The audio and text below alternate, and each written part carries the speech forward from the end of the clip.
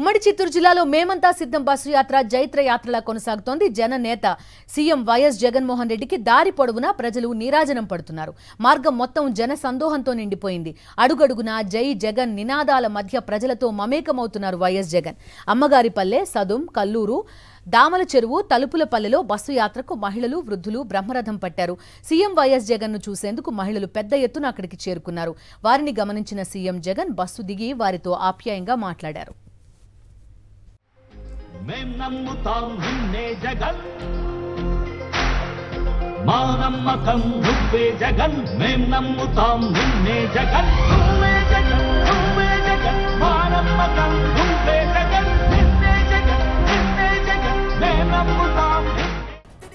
కాసేపట్లో పూతలపట్టు బైపాస్ దగ్గర మేమంతా సిద్ధం సభ జరగనుంది. ఇప్పటికే లక్షలాది జనంతో సభా ప్రాంగణం కిక్కిరిసిపోయింది.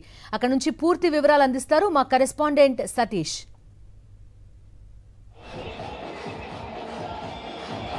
వైఎస్ జగన్మోహన్ రెడ్డి బస్సు యాత్ర కొనసాగుతుంది. మరి కాసేపట్లో 7వ రోజు బస్సు యాత్రలో భాగంగా ముఖ్యమంత్రి వైఎస్ జగన్మోహన్ రెడ్డి పూతలపట్టు బహిరంగ సభకు చేరుకున్నారు. ఇప్పటికే పూతలపట్టు సభ ప్రాంగణంతో పాటు జాతీయ రహదారి వరకు కూడా పెద్ద ఎత్తున జనం నిండిపోయి తరలి వస్తున్నటువంటి పరిస్థితి ఉంది.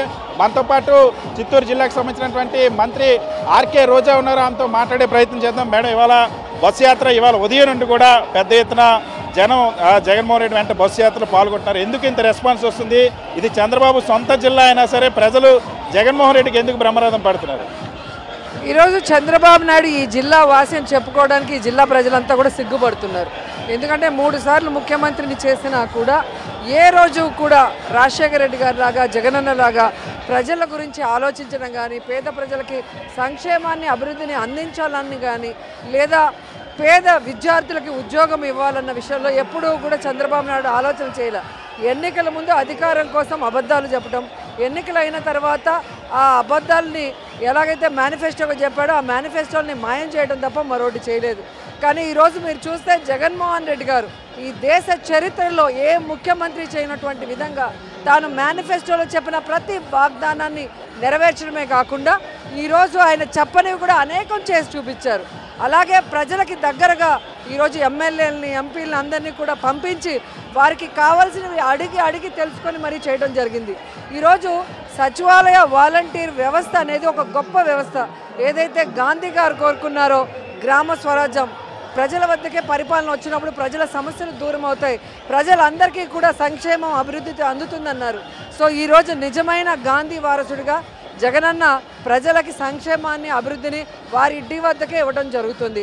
అలాగే మీరు చూస్తే అంబేద్కర్ గారు కోరుకున్న సమాజాన్ని ఈరోజు నిజమైన అంబేద్కర్ గారి వారసుడిగా జగన్మోహన్ రెడ్డి గారు నా ఎస్సీలు, నా ఎస్టీలు, నా బీసీలు, నా మైనారిటీలోని నా మహిళలు అంటూ ఈరోజు ప్రతి ఒక్కరికి కూడా అండగా నిలబడి ఈరోజు చేస్తుంటే ఎవరూ కూడా ఆయన్ని ఒక సీఎం లాగా చూడట్లా. జగన్ నా కొడుకు, జగన్ నా తమ్ముడు, జగన్ నా అన్న, పిల్లలైతే జగన్ మా మేనమామ అంటూ ఈరోజు సొంతంగా ఆయనని గుండెల్లో గుడి కట్టుకుంటున్నారు. ఈరోజు మీరు చూస్తుంటే మేమంతా సిద్ధం అనే కార్యక్రమం కడపలో స్టార్ట్ అయింది. కడప ప్రజలంతా కూడా ఈరోజు తమ కన్నబిడ్డలాగా జగనన్నని ఆశీర్వదించి మేము సిద్ధమని చెప్తున్నారు. అలాగే కర్నూలు ప్రజలంతా జగనన్నకి మేము కమిట్మెంట్గా ఉన్నాము అని వాళ్ళ కమిట్మెంట్ని చూపిస్తున్నారు. అలాగే అనంతపురం ప్రజలు చూస్తే ఆదరాభిమానాలను ఎలా కురిపించారో మనం చూసాం.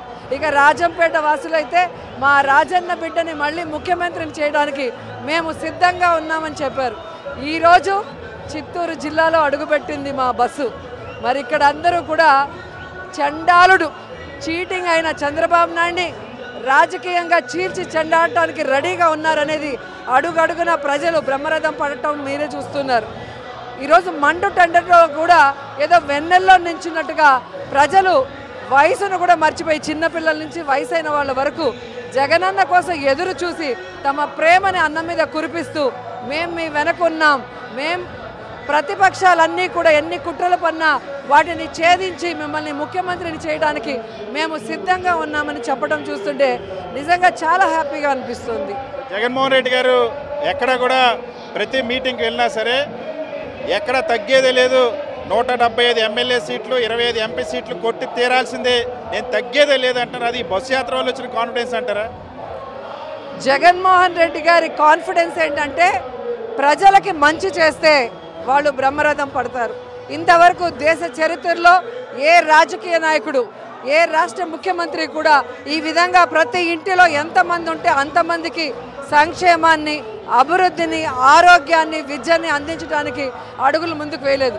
One and only Jaganmohan Reddy గారు చేశారు కాబట్టే, లేదా తోక పార్టీలన్నీ కూడా గెలుస్తామని పగటి కళ్ళలు కంటున్నారు. కానీ ఈరోజు నేను మీ కుటుంబంలో మీకు మంచి చేశానని నమ్మితేనే నాకు ఓటేయండి అని దమ్మున్న నాయకుడిలాగా అడుగుతున్నాడు అంటే ఆయన ఈ రాష్ట్ర ప్రజలకు ఎంత మంచి చేశాడో అక్కడే మీరు అర్థం చేసుకోవాలి. కానీ చంద్రబాబు నాయుడు ఈ జిల్లాలో పర్యటించారు. కొద్ది రోజుల కిందట మీ నియోజకవర్గంలో కూడా పర్యటించారు.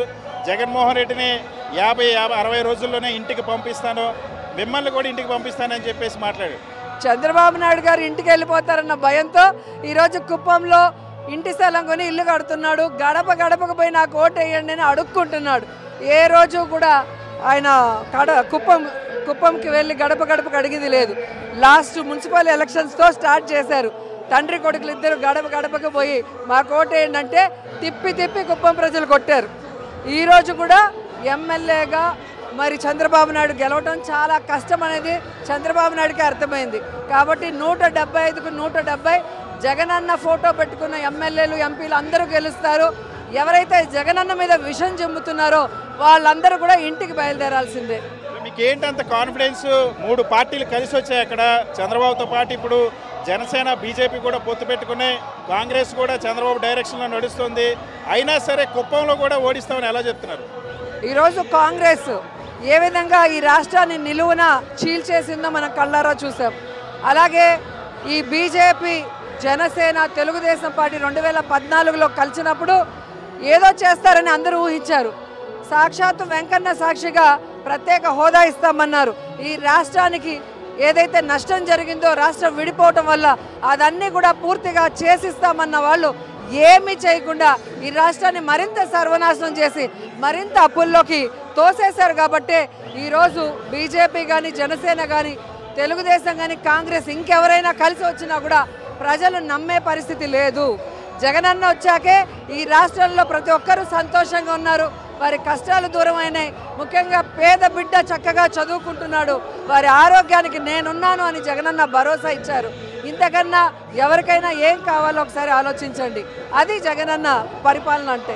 చంద్రబాబు నాయుడు మీ పార్టీ అభ్యర్థులు ప్రకటిస్తే అభ్యర్థుల ప్రకటన కూడా తప్పుపడుతూ ఉన్నాడు. ఒక దళిత వీరాంజనేయులకి సీట్ ఇస్తే టిప్పర్ డ్రైవర్కి సీట్ ఇచ్చాడు ఏంటని చెప్పి చంద్రబాబు మాట్లాడుతున్నాడు. దానికి ఏం సంబంధం? ఆయనకి అహంకారానికి ప్రతీక అష్టదని నేను చెప్పగలను. ఎందుకంటే రామాంజనేయులు చంద్రబాబు నాయుడు కన్నా ఎక్కువ చదువుకున్నాడు. అది ఆయనకి ఫ్రస్ట్రేషన్ అనుకుంటా. అది బయట పెట్టలేక టిప్పర్ లారీ డ్రైవర్ అని ఆయన అవమానపరచడం చాలా బాధాకరం. దానికి ఒక అబ్బాయి, బ్లైండ్ అబ్బాయి మాట్లాడాడు, టిప్పర్ లారీ గుద్దితే సైకిల్ నుజ్జు అవుతుందని. అదే జరుగుతుంది. మేడం, ఇవాళ వాలంటీర్లు రాష్ట్ర వ్యాప్తంగా ఒక ఇష్యూ నడుస్తుంది. ఇవాళ పెన్షన్ల పంపిణీ జరుగుతుంది. ప్రతి నెల వాలంటీర్లు ఇంటికి వెళ్ళి ఇచ్చేవాళ్ళు. కానీ ఇవాళ వృద్ధులు కానీ, వికలాంగులు కానీ వాళ్ళు సచివాలయాలకు వచ్చి ఎండల్లో పడిగాపులు కావాల్సిన పరిస్థితి వస్తుంది. దీనికి మీ ప్రభుత్వమే కారణం అని చెప్పి చంద్రబాబు ఆరోపణ చేస్తున్నారు. చంద్రబాబు నాయుడు జన్మభూమి కమిటీలతో ప్రజలకు సంక్షేమాన్ని అందించక ఎలాగైతే తెలుగుదేశం పార్టీ వాళ్ళు దోచుకున్నారో ప్రజలు వాళ్ళని తరిమికొట్టిన విధానం ఆయనకు బాగా తెలుసు. కానీ ఈరోజు జగనన్న సచివాలయ వాలంటీర్ వ్యవస్థ ద్వారా ప్రతి కుటుంబానికి ఎంతమంది లబ్ధిదారులు ఉంటే అంతమందికి సంక్షేమాన్ని డైరెక్ట్గా వారి అకౌంట్లో వేస్తున్నారు. ఎటువంటి అవినీతి లేకుండా పారదర్శకంగా. ఈరోజు అది చూసి ఎక్కడ ఈ వాలంటీర్ల మీద ప్రేమతో ఈ పార్టీకి వేసేస్తారు అనుకుంటున్నారు. కానీ ఆ వాలంటీర్ని సచివాలయం తెచ్చింది జగనన్న ఇచ్చిన సంక్షేమాన్ని వాళ్ళు వారధులుగా ఇస్తున్నారే తప్ప మరొకటి కాదు. కానీ జగనన్నను చూస్తే భయపడతారు అనుకున్నాను. కానీ జగనన్న పెట్టిన వాలంటీర్లు కూడా చూసి ఈరోజు తెలుగుదేశము, జనసేన భయపడుతుందంటే వాలంటీర్ల పవర్ మీకు అర్థమై ఉంటుంది. కానీ ఈరోజు ప్రజలు అర్థం చేసుకోవాల్సింది, ఈరోజు ఎలక్షన్ కమిషన్ చేతికి ఆంధ్రప్రదేశ్ పోగానే ఈ చంద్రబాబు నాయుడు అనుకోవాళ్ళు ఏ విధంగా వాలంటీర్ వ్యవస్థ పైన తమకున్న కక్ష తీర్చుకుంటూ ఈరోజు వికలాంగుల్ని కానీ, వృద్ధుల్ని కానీ, వితంతువుల్ని కానీ ఈ ఎండల్లో పడిగాపులు పడే విధంగా పెన్షన్లు ఇచ్చేదానికి కూడా 3-4 రోజులుగా సతాయిస్తున్నారు. ఇక వాళ్ళు తెలుసుకోవాల్సింది, చంద్రబాబు నాయుడు ఓటేస్తే వాలంటీర్ వ్యవస్థ ఉండదు, సచివాలయ వ్యవస్థ ఉండదు, సంక్షేమ పథకాలు ఉండవు. మళ్ళీ ఈ జన్మభూమి కమిటీలతోనే అరాకొర సంక్షేమంతో అందరి జీవితాలు నాశనం అయిపోతాయన్న విషయాన్ని తెలుసుకొని సైకిల్ని తరిమి కొట్టాలని కూడా రాష్ట్ర ప్రజలను కోరుకుంటున్నాను. మేడం, ఇవాళ పవన్ కళ్యాణ్ కూడా అనగదొక్కుతాను అదపాతాలకు తొక్కుతాను జగన్మోహన్ రెడ్డి అని చెప్పేసి అంటున్నారు. 21 సీట్లలో పోటీ చేస్తున్నాను, బీజేపీతో పొత్తుపై కలిపింది కూడా జగన్మోహన్ రెడ్డిని ఓడించడానికి అని చెప్తున్నారు. తొక్కలో 25 సీట్లలో కంటెస్ట్ చేయడానికి క్యాండిడేట్ లేనోడు, 21లో కూడా దాదాపుగా 11 సీట్లు తెలుగుదేశం పార్టీ అభ్యర్థులే ఇటువైపు వచ్చి కంటెస్ట్ చేస్తున్నారు. ఈయన కూడా తొక్కుతా అంటే ఇదేమైనా చంద్రబాబు నాయుడు సైకిల్ తొక్కడానికి? చంద్రబాబు నాయుడు కాదు కదా, బీజేపీ కాదు కదా, ఎవ్వరూ కూడా పవన్ కళ్యాణ్ని లోకేష్ని కూడా ఎమ్మెల్యేలు కానిరు. ఎందుకంటే వాళ్ళు టైంపాస్ రాజకీయాలు, కేవలం జగనన్న మీద విషం చెమ్మడానికే తప్ప ఈ రాష్ట్రంలో ఉన్న పేద ప్రజలకు ఏం చేస్తామనేది ఇంతవరకు వాళ్ళు చెప్పలేదు. అండ్ వాళ్ళు పార్టీ పెట్టి ఇన్ని సంవత్సరాలు అవుతున్నా ఒక క్యాడర్ లేదు, ఒక నాయకుడు లేదు, ఒక అజెండా లేదు. అలాంటి వాళ్ళని ప్రజలు నమ్మే పరిస్థితి కూడా లేదు. ఖచ్చితంగా 2024 జగనన్న వన్స్ మోర్ అంటూ రెండవసారి జగనన్న ముఖ్యమంత్రి అవుతారు. ఈ జనసేన, ఈ తెలుగుదేశం, ఇంకా తోక పార్టీలన్నీ కూడా అధఃపాతాలకు వెళ్ళటం తథ్యం. వైఎస్ జగన్మోహన్ రెడ్డి ప్రతి కుటుంబానికి చేసినటువంటి మేలు, ప్రతి వ్యక్తికి చేసినటువంటి మేలు మళ్ళీ ముఖ్యమంత్రిగా జగన్మోహన్ రెడ్డిని గెలిపించబోతోంది. ఈరోజు ఈ బస్సు యాత్రలో చూస్తే ఏ జిల్లాకు వెళ్ళినా అంతే స్థాయిలో బ్రహ్మరథం పడుతున్నారు ప్రజలు. దీనికి అంతటికీ కారణం జగన్మోహన్ రెడ్డి గత 5 సంవత్సరాల్లో చెప్పిన ప్రతి ఒక్క హామీని అమలు చేశారు. కాబట్టి ఎన్ని పార్టీలతో కలిసి వచ్చినా చంద్రబాబు నాయుడు, పవన్ కళ్యాణ్, బీజేపీ అన్ని పార్టీలను కూడా జగన్మోహన్ రెడ్డి ఒంటి చేత్తో ఓడిస్తారు. ఖచ్చితంగా 170 సీట్లు కొడితే ఈసారి కుప్పంలో కూడా చంద్రబాబును ఓడిపోతారన్న అంశాన్ని మంత్రి రోజా చెప్తున్నారు. విజయన్ శివతో సతీష్, సాక్షి టీవీ, పూతలపట్టు.